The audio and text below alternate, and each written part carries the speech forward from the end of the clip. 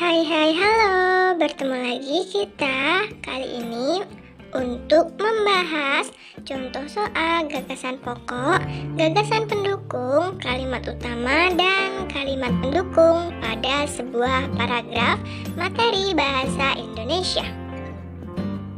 Yang harus kalian ingat bahwa gagasan pokok bisa juga disebut gagasan utama, pikiran utama, pokok pikiran, dan ide pokok. Nah, gagasan pokok bisa kamu temukan dalam kalimat utama di sebuah paragraf.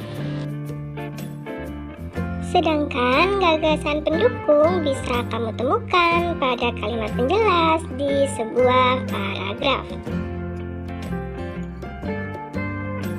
Nah, untuk perbedaannya, apa sih perbedaan kalimat dan gagasan? Nah, di sini kalimat utama atau kalimat pendukung itu biasanya ditulis lengkap sesuai bacaan. Jadi apa yang ada di bacaan, apa yang ada di paragraf itu ditulis lengkap. Kemudian untuk gagasan utama dan gagasan pendukung biasanya ditulis intinya saja atau yang penting-penting saja. Tidak perlu ditulis persis dengan bacaan atau paragraf yang ada.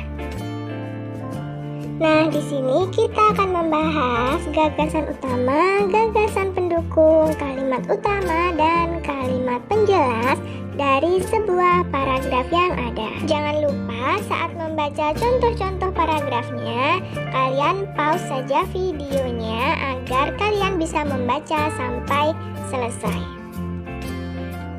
Selamat membaca contoh paragraf yang pertama. Jangan lupa pause videonya ya.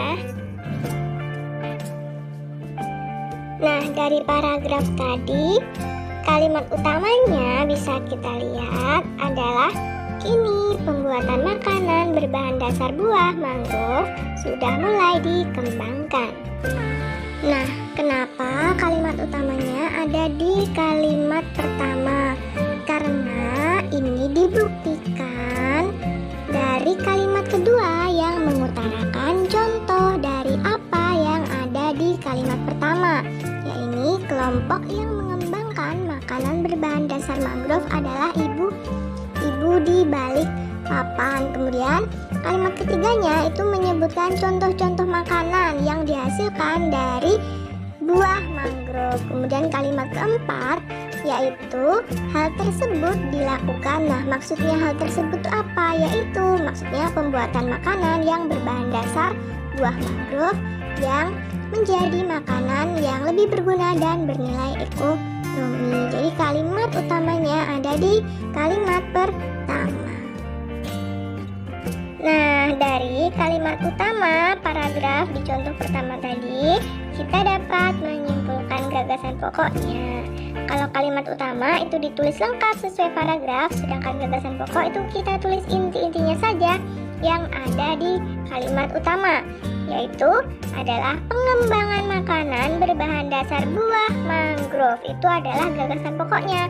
Dari gagasan pokok itu kita dapat membuat sebuah paragraf. Nah, tadi sudah membahas kalimat utama, sekarang bahas kalimat penjelasnya itu yang mana sih?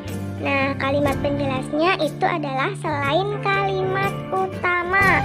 Berarti yang diberi warna merah ini merupakan kalimat penjelasnya dari paragraf di contoh yang pertama.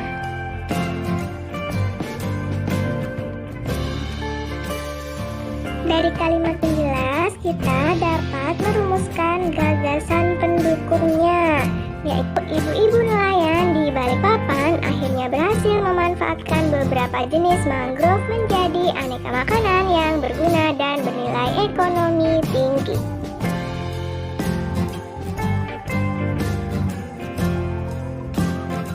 Nah, untuk contoh paragraf kedua, silakan di pause videonya.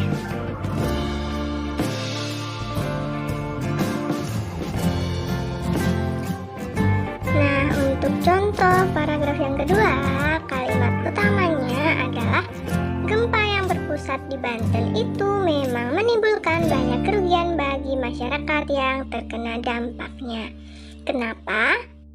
Jika kalian mencermati kalimat pertama sampai kalimat kelima, itu menjelaskan keadaan-keadaan yang lebih khusus untuk memaparkan kalimat keenam, yaitu kalimat utamanya. Kenapa? Karena pada kalimat pertama sampai kalimat kelima itu menjelaskan kerugian-kerugian secara khusus, yaitu ada bangunan yang mengalami kerusakan sedang maupun berat. Kemudian di kalimat kedua dan kalimat ketiga itu menjelaskan kerugian, yaitu korban jiwa maupun korban luka-luka. Di kalimat keempat dijelaskan bahwa korban-korban gempa itu mengalami kekurangan air, kekurangan pakaian yang layak, dan makanan. Kemudian di kalimat kelima itu menjelaskan bahwa mereka harus tinggal di pengungsian yang kurang baik. Nah, kalimat tadi itu menjelaskan bahwa korban gempa ini tuh memiliki kerugian loh. Nah, kerugian itu yang lebih umum dijelaskan pada kalimat utamanya, yaitu berada di kalimat paling terakhir. Nah, dari kalimat utama tadi kita dapat merumuskan gagasan pokoknya itu adalah gempa yang berpusat di Banten menimbulkan banyak kerugian. Kemudian kalimat penjelasnya adalah kalimat-kalimat yang menjelaskan kalimat utama, berarti selain kalimat utama, yaitu yang diberi tanda merah seperti berikut. Nah, setelah kita mengetahui kalimat penjelasnya, kita dapat merumuskan gagasan pendukungnya. Gagasan pendukung itu kan tambahan informasi dari gagasan pokok yang terdapat di kalimat penjelas. Nah, dari kalimat penjelas itu dapat kita lihat bahwa gagasan pendukungnya adalah 200 rumah mengalami kerusakan, 50 korban jiwa, dan 300 orang luka-luka. Orang yang selamat dari gempa harus tinggal di pengungsian dengan sanitasi yang kurang baik. Terima kasih sudah menonton video ini sampai selesai. Kali ini kita buat 2 contoh dulu ya. Semoga lain kali kita bisa bertemu di video contoh-contoh soal yang selanjutnya. Jangan lupa subscribe.